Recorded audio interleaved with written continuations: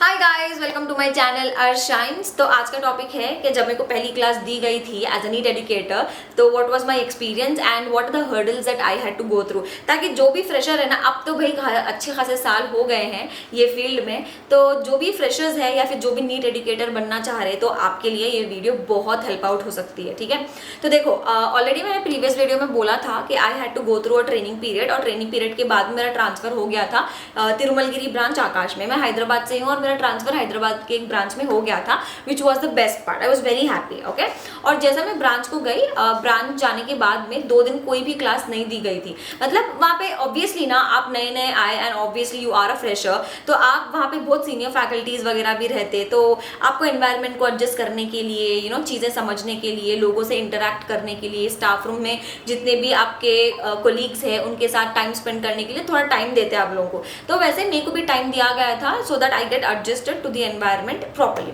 तो जैसा ही 2 दिन हुए, 2 दिन के बाद में मेरे को फर्स्ट क्लास दी गई थी and that class was actually taken by some senior faculty and that sir, जिसकी भी क्लास थी, ही वाज मेल फैकल्टी, और वो सर बहुत पोलाइट थे भाई। तो सर मेरे को बुलाया और सर बोले कि I am also the medical wing head, जिसे हम कहते हैं AHM, academic head medical wing. Okay, तो मैं हेड भी हूँ, तो ये मेरा सिलेबस पूरा हो गया, बट रिवीजन क्लासेस आपको लेना पड़ता। तो आई वाज लाइक चलो ठीक है, रिवीजन। देखो ये प्रॉब्लम होता, अपन सोच लेते कि अरे रिवीजन क्लासेस ही है ना, मेरा ये एटीट्यूड था उस टाइम पे कि अरे चलो रिवीजन क्लासेस ही है ना, संभाल ले सकते, कुछ भी नहीं होता करके। बट एक्चुअल में होता क्या मालूम, ऑलरेडी एक सीनियर फैकल्टी पढ़ा के चले गए वो टॉपिक को, तो मतलब बच्चों को वो टॉपिक आता। रिवीजन क्लास में they are just recapping everything whatever they read earlier. तो इसका मतलब आपके लिए चैलेंजिंग है कि ऑलरेडी जो सर पढ़ाए वो कवर करते हुए आपको यूनिक बनना पड़ता, ताकि बच्चे आपको बोले कि हाँ दिस फैकल्टी इज यूनिक, यहाँ इनके पास पढ़ने में मजा आता करके। तो मेरे को पहले लगा कि रिवीजन क्लासेज है ना, मतलब it's like a short quick video, short quick class, मतलब जैसे कि वन क्लास 1 चैप्टर ऐसा क्लासेस होते हैं ना, तो शायद मतलब हो जाता, अपन संभाल ले सकते करके। तो हुआ ये था कि मैं फर्स्ट क्लास गई and the class was very big, तो स्ट्रेंथ भी अच्छी खासी थी। छोटी क्लासरूम, छोटी स्ट्रेंथ नहीं थी, स्ट्रेंथ बहुत बड़ी थी।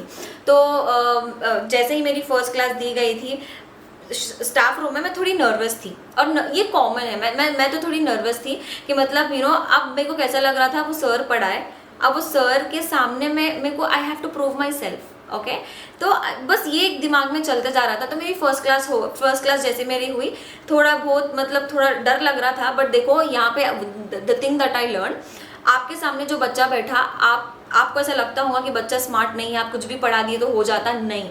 वो बच्चा, देखो आजकल गूगल का ज़माना है, हमारे टाइम पर डिक्शनरी का ज़माना था, तो डिक्शनरी खोल के कौन देखते भाई, जो टीचर बोला वही सही बोल देते थे। बट अब नहीं है वैसा। आप जो भी पढ़ाते, बच्चे जाके गूगल करते, हर साइट पर चेक करते, और आके आपको क्वेश्चन भी पूछते, क्योंकि स्टार्टिंग ना ये आपका टेस्ट रहता भाई।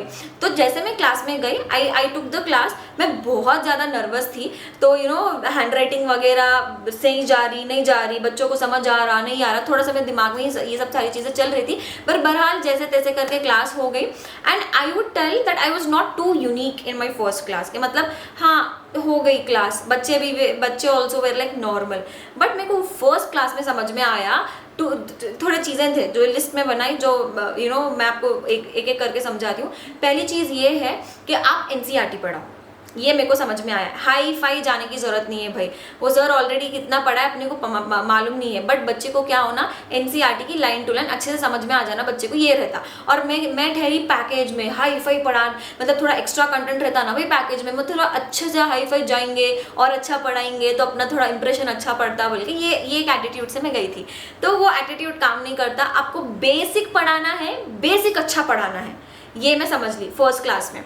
सेकेंडली, बच्चे क्वेश्चंस करते, अगर आपका कोई भी आप एक कंटेंट पढ़ा है, अगर आप पूछे एनी डाउट्स, तो मेक श्योर आप you be ready, just make sure that you be ready कि बच्चे आपको डाउट पूछने वाले, बिकॉज आप एज अ न्यू फैकल्टी गए और सामने वाला आपको टेस्ट करता। तो ऐसा नहीं है कि बच्चे हाँ मैम समझ में आ गया, ऐसा नहीं होता। बच्चे सामने से टीचर की नॉलेज को टेस्ट करने क्वेश्चन करते, तो आपको पैकेज के, आप जो भी बुक पढ़ रहे हैं भाई, जो भी बुक से आप पढ़ा रहे हैं उसके क्वेश्चन सॉल्व करके जाना है। जो पैकेज बच्चों के पास है ना, वो पैकेज के क्वेश्चन वगैरह भी सॉल्व करके जाना है, and luckily I did that. Luckily I did that. तो मैं क्वेश्चंस वगैरह सारे सॉल्व करके गई, तो मेरे लिए प्लस पॉइंट हो गया। तो वहाँ पे बच्चों को लगा कि या she knows, obviously I know, but ये फर्स्ट क्लास में जाते हैं ना, थोड़ा सा एक नर्वसनेस, थोड़ा सा एंजाइटी, थोड़ा ये आ जाता भाई, होता नहीं होता। सो मैं but still I was not satisfied, I was not satisfied, क्योंकि मेरे को मालूम था कि I could have given the best, but वो बेस्ट नहीं हुआ भाई, क्योंकि आई वॉज थोड़ा सा नर्वस, थोड़ा सा टेंशन हो रहा था, मैं नहीं थी।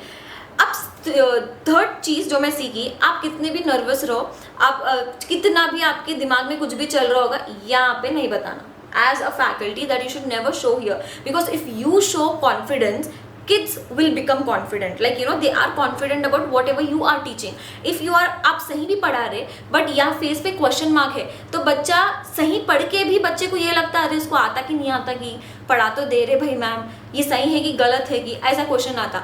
तो आपका जो एक्सप्रेशंस है, आपके जेस्चर्स है, जिस तरीके से आप डिलीवर करते लेक्चर को, ये सारी चीज़ें मैटर करती।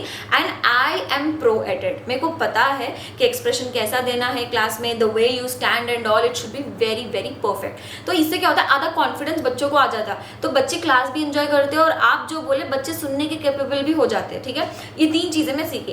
And then as soon as I came out of the class, I was like हो गई क्लास, अब नेक्स्ट क्लास की तैयारी करना है। अब पहले तो मैं ऐसे ही थोड़ा बहुत पढ़ के चली गई थी, अब नेक्स्ट क्लास की तैयारी, जो जो चीज़ें मैं नोट करके गई थी, all the things I did. मैं एनसीईआरटी पढ़ी, एनसीईआरटी पढ़ के, क्योंकि हमारा जो बेसिक बुक है वो एनसीईआरटी है ना, तो एनसीईआरटी में पढ़ के गई। एनसीईआरटी पढ़ने के बाद मैं एनसीईआरटी रिलेटेड क्वेश्चंस करके गई, पैकेज के क्वेश्चंस करके गई। घर तो भाई मेरा टाइमिंग रात के 8:30 तक था, 8 बजे से 9 बजे तक घर जाओ, थोड़ा बहुत खा के I used to study till 2 o'clock। And just because that batch was actually a toppers batch जो मेरे को दिया गया था, and that was, I feel lucky ना। उस टाइम पे थोड़ा टेंशन होता, क्या हो रहा भाई लाइफ में, मतलब मैं क्या ये क्या हो रहा, मतलब अभी भी पढ़ो पढ़ो पढ़ो ऐसा बोल के, मतलब that was a thought, like you know basically those are the things we running in my head. But बाद में ना, just because I got the toppers batch, now I knew that they are students who are gonna ask me questions, and I have to be prepared as a educator, not just because I have to answer them, but just because educator should no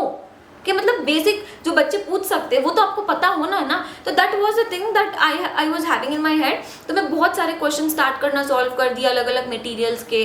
तो मैं घर आकर रात के 2-2 बजे तक पढ़ती थी। एंड जस्ट बिकॉज मेरा फर्स्ट बैच टॉपर्स बैच था, ये प्लस पॉइंट मेरे लिए होगा। मेरे को शुरू से ही पढ़ने की आदत हो गई।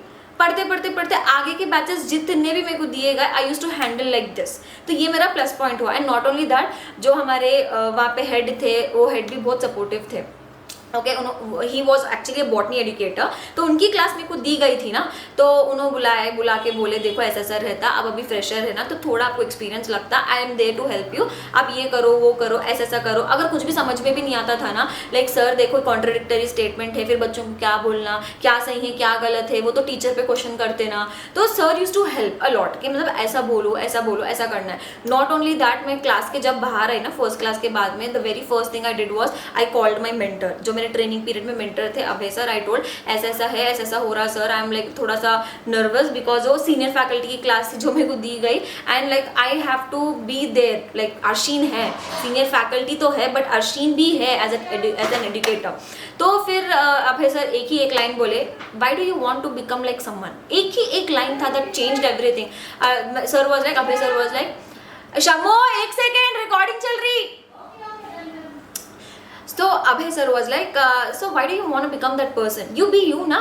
You are going to the class and you just give your best shot. That's it. Why do you want to become that sir? Why are you thinking that कि वो experience है? You are here to get the experience. Get the experience by your experience.